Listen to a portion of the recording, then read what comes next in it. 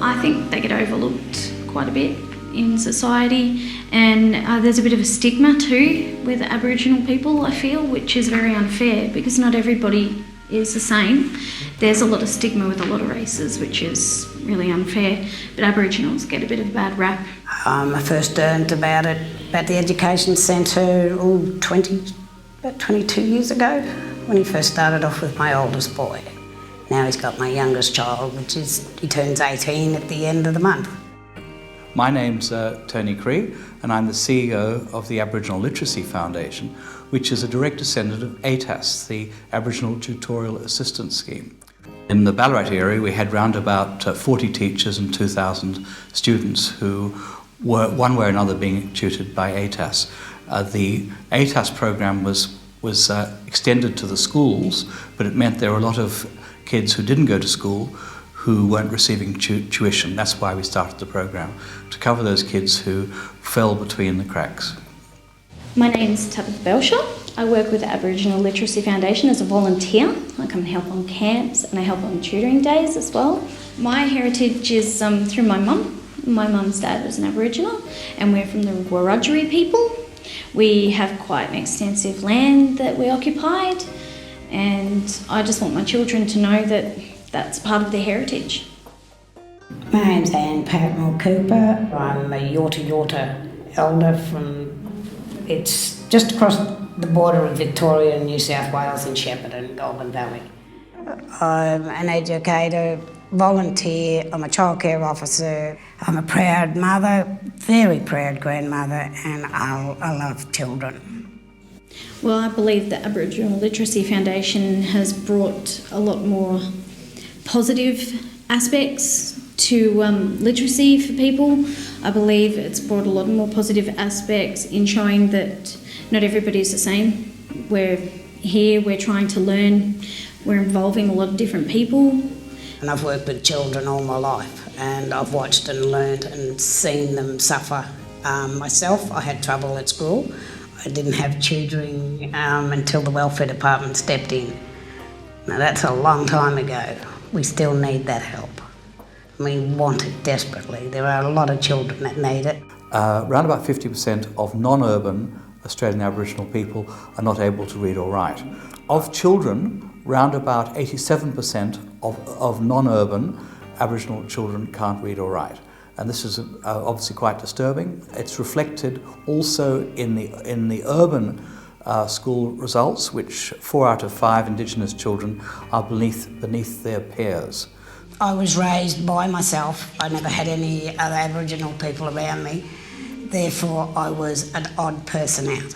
Therefore, I didn't want to be that odd person out unless it was out on a sports field. Inside a classroom, we just don't like being boxed in. We like to be outside. Our culture as I was growing up is an outdoor education. The challenges faced by Indigenous children are the challenges faced by people who are slightly different anywhere.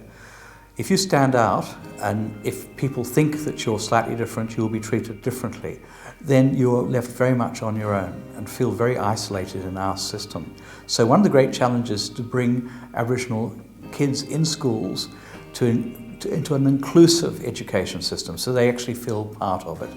My mum grew up in an orphanage and was one of the forgotten Australians, and it was a very, very hard life, so she's tried to give us a really good life, and she gets in and helps out as well, and I see how much that makes a difference to her, and it just makes a difference to everybody, and it's showing the community that we're here and we're learning and we're up and coming, and our kids can do everything else that anybody else can do.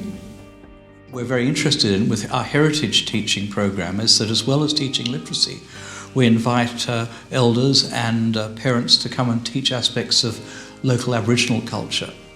And by honouring local Aboriginal culture, we find we help enormously with teaching literacy skills. I mean, if it may not sound important to you, but if you're an Aboriginal kid who's felt funny about school for a long while, to have your father or your auntie showing everyone how to weave mats, or your uncle is telling stories about what used to happen in this area hundreds of years ago, it makes you feel very good about being Aboriginal. And so I think this is one of the ways that we help our people to learn, and it's all about learning. If you can make something relevant, people will improve. If it seems irrelevant, why would you bother? A Ballarat Centre was opened in 2003. It's in Sturt Street in the centre of Ballarat. It's very well placed for people driving in with their children from outlying districts. We have 80 volunteers, and they play a critical role. We could not possibly run this. We have more than 2,000 students who are tutored at some time during the year. We could not possibly do it without the volunteers. It would be impossible. So we could not run our organisation without our volunteers. When we started, we expected that we would only be dealing with students in the Victorian state area, possibly extending a little bit into New South Wales.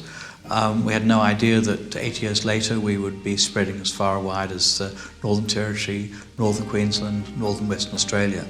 The Aboriginal Literacy Foundation encourages my grandchildren, my nieces and nephews, to want to go to school, to want to learn and want to be just as good as anyone else in this country.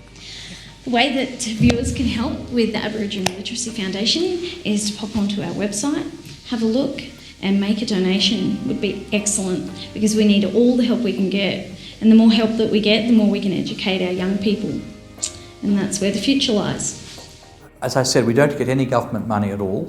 Anybody who can contribute in any way, if they can get in touch with the Aboriginal Literacy Foundation from the website, any contribution is extremely welcome and will go a long way to what I think is the most important single charitable cause for Aboriginal people.